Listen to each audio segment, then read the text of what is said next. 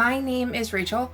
I am a senior at Warner Pacific University, currently in Tacoma, Washington at my parents' house with everything that's going on. And I am friends of Forrest and Nicholle, and I have been blessed with the opportunity to do a little video devotion, and I'm just really excited. So right now in the world, there are a lot of things going on, really complicated, scary things, and most of it has to do with the coronavirus that is going on right now. And I just wanted to take a moment to acknowledge that there is this really scary thing going on in the world that I don't think anyone saw coming.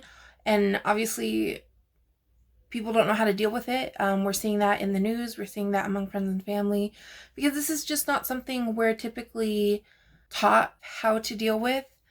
I've talked recently to my grandmother, who turned 73 in March, and she said, "Rachel, I have never seen anything like this."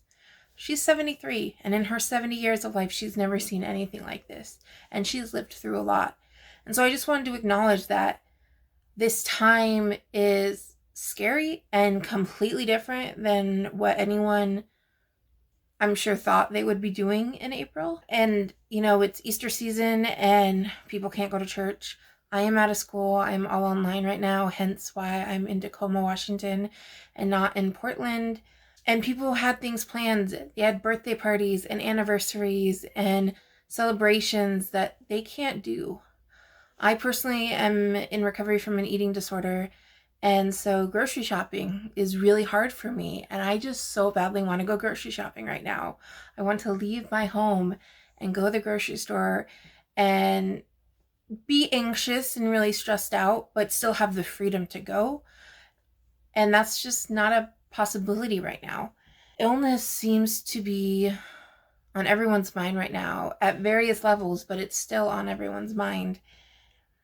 And it really makes me think about the story in Luke of the bleeding woman.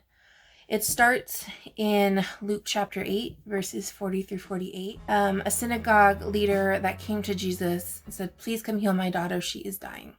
So he goes and he's on his way to his house, and there's a huge crowd surrounding him. He's very popular at the time. I've worked retail for many years, and so I think of this crowd as being like a crowd on Black Friday. If any of you have ever gone shopping on Black Friday, hopefully none of you have ever worked on Black Friday. If you have, bless, I know the pain of it. So it's very crowded, and Jesus is this item that's like 85% off. Everyone wants to look at him, everyone wants to see him, everyone wants to touch him. It's shoulder to shoulder, crazy packed crowd. And a woman who has been bleeding for 12 years pushes her way through the crowd and touches Jesus, and she is healed. And I want to backtrack really quick and talk about the bleeding woman before we go any further into the story. So this woman had been bleeding for 12 years. So bleeding for 12 years for me just makes me think of chronic pain, chronic fatigue, chronic moods, chronic just not feeling good. And if we go back to the time when women were bleeding at the time, Jewish women, they were considered unclean and they were not allowed to be in their household. So she's been isolated for 12 years. She hasn't seen her family or interacted with them or touched anyone for 12 years because that was the laws of the time.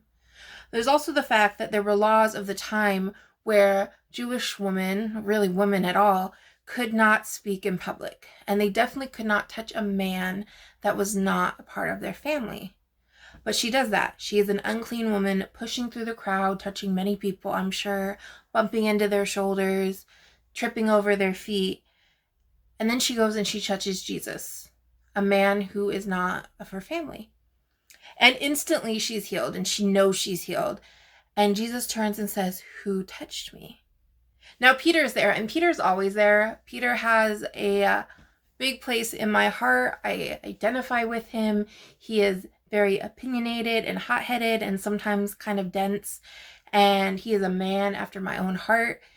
And he's there and he says, "Master, There's a million people in this crowd. Everyone is touching you.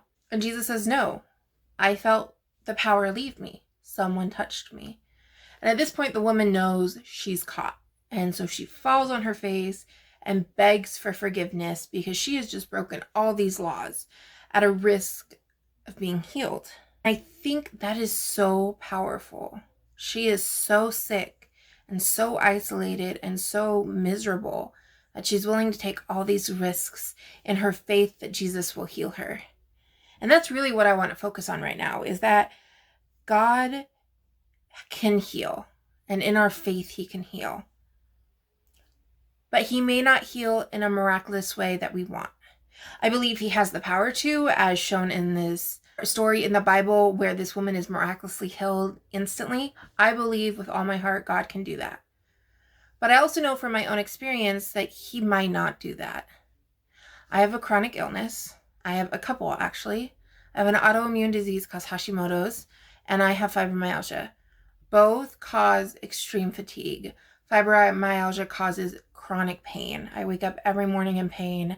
I wake up every morning and take my ibuprofen every 4 hours on the dot.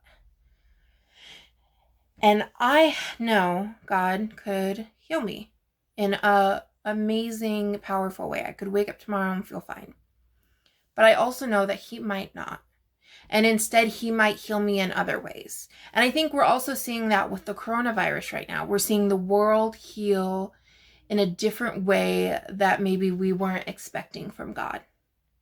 We're seeing neighbors care for each other. I keep seeing these wonderful stories on Instagram and Facebook of people putting stuffed animals and rainbows in their windows so that when kids go on walks with their families, they can find all the rainbows, they can find all the stuffed animals so that they have something to do. I'm seeing people care for each other that they don't even know. The nurses and the first responders and the people that are on the front lines of this pandemic, putting their lives at risk for us, not because they necessarily have to, but because it's their job and they're willing to. I see people care not just for their neighbors across the street or next door, but for their neighbors in China who had to deal with this pandemic before any of us in the US had to. For the people in New York who are dealing with a shortage of ventilators that I am personally not dealing with, but my heart goes out to them. To the people in Europe and Italy that are complete lockdown and don't know what to do, I have compassion for these people, even though I've never met them. And I think that's really powerful to see the world kind of healing in this way. I think the world has been sick for a very long time in our relationships with each other. But in our faith and through this pandemic, I see that God is healing us. And I don't want to take away from the fact that he could heal us in a way that we could all wake up tomorrow and Corona would be gone. Corona would be gone. It would no longer be an issue. But he can also not do that. He could heal us, like I said, in the way that we interact with each other, in the way that we love our neighbors and love our enemies. I personally don't think I have any enemies, but that person that has said horrible things about me, that has gossiped about me, that has done slander against me, I don't want them to get corona. I want them to live long, healthy lives. And I don't think if this had happened, I would be able to say that. And I think that's so amazing that if we have faith like the bleeding woman, that Jesus can heal no matter what. He will heal us. He will make our world a better place.